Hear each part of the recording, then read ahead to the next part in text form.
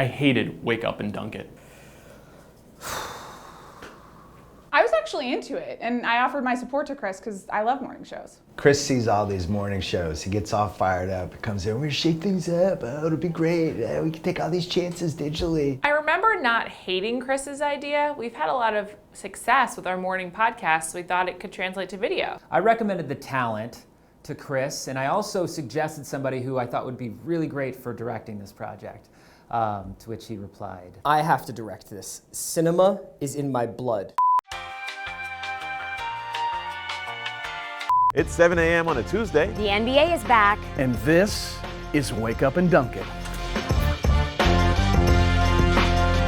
Welcome to Wake Up and Dunk It. I'm Tyler Parker. That's Sarah Robinson. Swish. And that's former NBA player Nnamdi Nwe. Yo, yo, yo. And if I could, I just want to give a quick shout out to my dad who passed away. I just want to give a quick shout out to my dad who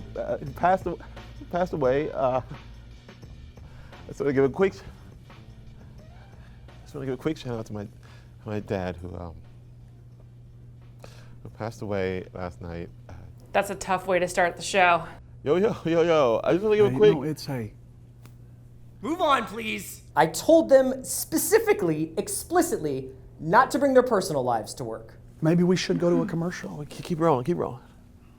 I just want to give a shout out to my. If you need to take a break, buddy, that's okay. He can't swim.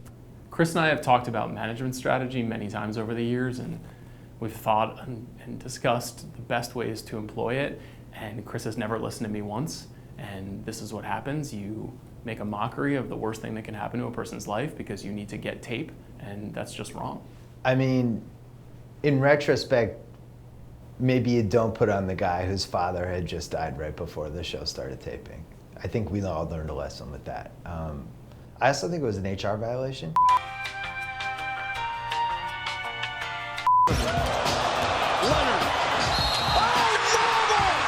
First up, after Kawhi's monster season with the Spurs, I think it's time we do a little loyalty rankings 2017 edition. Am I right?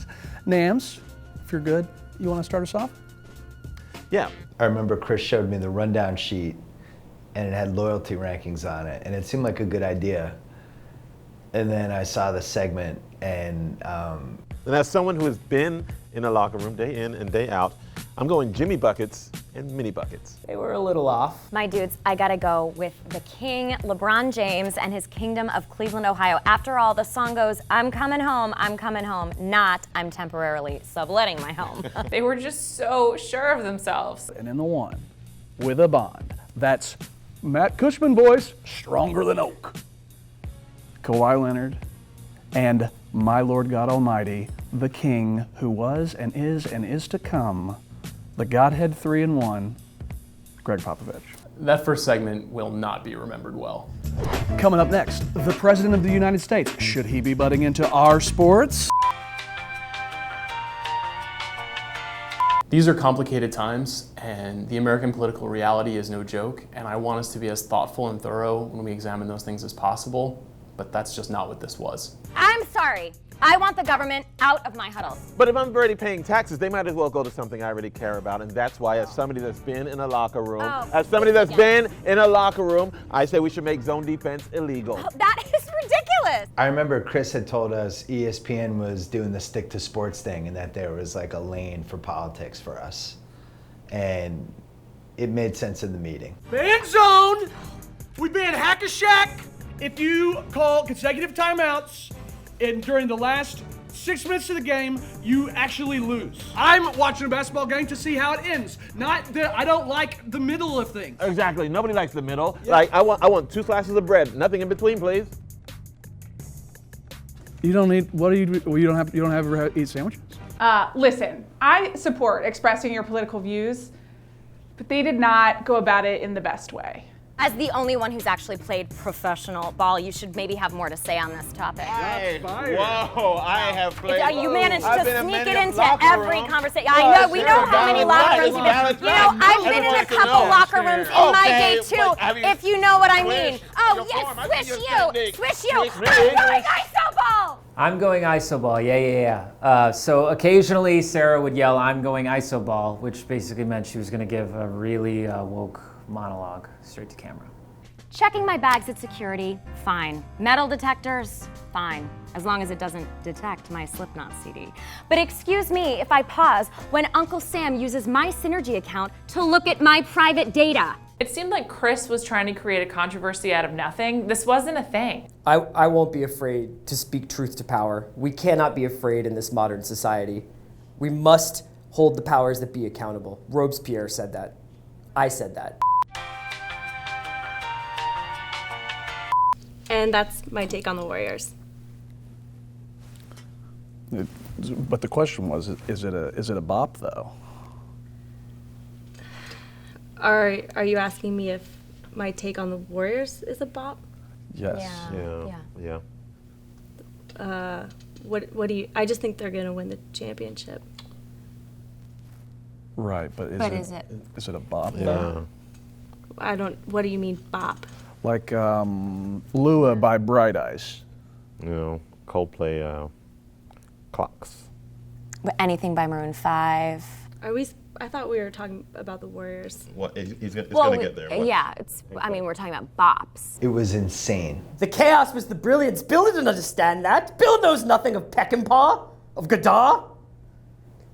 The talent didn't understand that. Certainly the guests, nincompoops. Coming up next, push-up karaoke with me and Kevin O'Connor. I thought I was doing a Celtics preview. No, I wanted to change it, and so I changed it. 2 push-ups? Yeah, we're gonna do push-ups. I'm not doing We're gonna this. do push-ups. My mic is on. I don't know how we're gonna make this happen, but I'm gonna try to make it happen in this.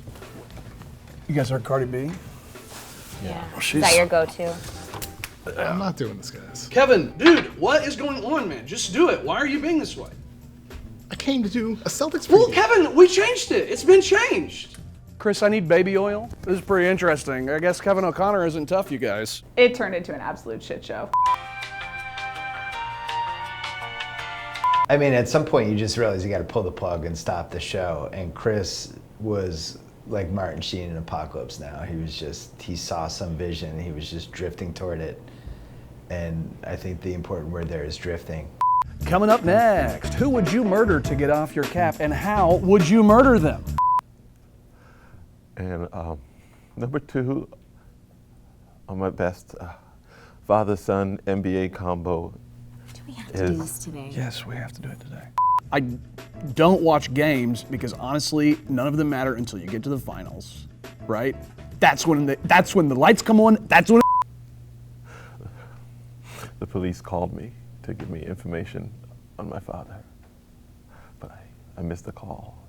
And so you're saying you would take a hunting knife? I would, no. Well, any knife really will do. Just kind of smooth, glide over, not over the jugular. They'll bleed out more slowly if you do that. You want to go. And so what? So you just don't know anything? Well, I don't know.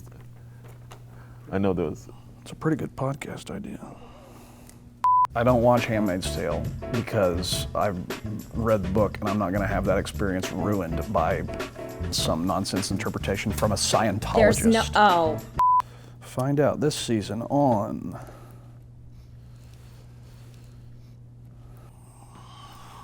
What's it called? Drowned. Drowned. Some Yeah, metaphor with water. I don't know. That's committing to a theme too early because if we get a season 2, I'm gonna have to find another thing where people drowned. I clawed my way up here. Christ, get out of here. You are a joke. If I'm a really funny joke. I'm Saturday Night Live in the 70s, baby. We don't know if he drowned. We just know there was a body of water involved. You know, because you didn't answer the call. How could it have, if the body of water was involved and he didn't drown, then what could it have been? Someone would have had to have had a gun, they shot him while he was in the water, or... So the drowning was a red herring. Or the impact hit it, the impact killed him. And so it wasn't a drowning, it was just the impact. It was a force of impact. These are all questions that we could explore. I think for me personally, I'd just beat the hell out of somebody with a baseball bat. Guys, I never played in the NBA. I played 2 games for the Texas Legends practice squad. Like all great art, it was confrontational.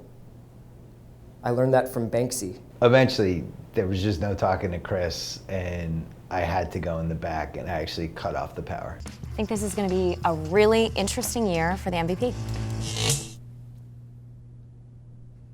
I'm sorry, folks. It seems that we Don't have. apologize, counterattack, react, adapt! So for me personally, my pick for MVP of the 2017 season will be Giannis, the Greek freak, Antetokounmpo. I have a lot of sources within the Milwaukee Bucks organization that tell me that Giannis is swishing like no other this offseason. Open runs against other NBA players, open runs against just some guys down at the local Y and stuff. He's hitting a lot of his shots. So, are we going to look really smart? Yeah. Yes. Yes. Thank you so much for joining us at the inaugural episode of Wake Up and Dunk It. It is truly Yam season, my friends. For myself, Tyler Parker, Sarah Robinson, and Namdi Nwe, we will see you tomorrow.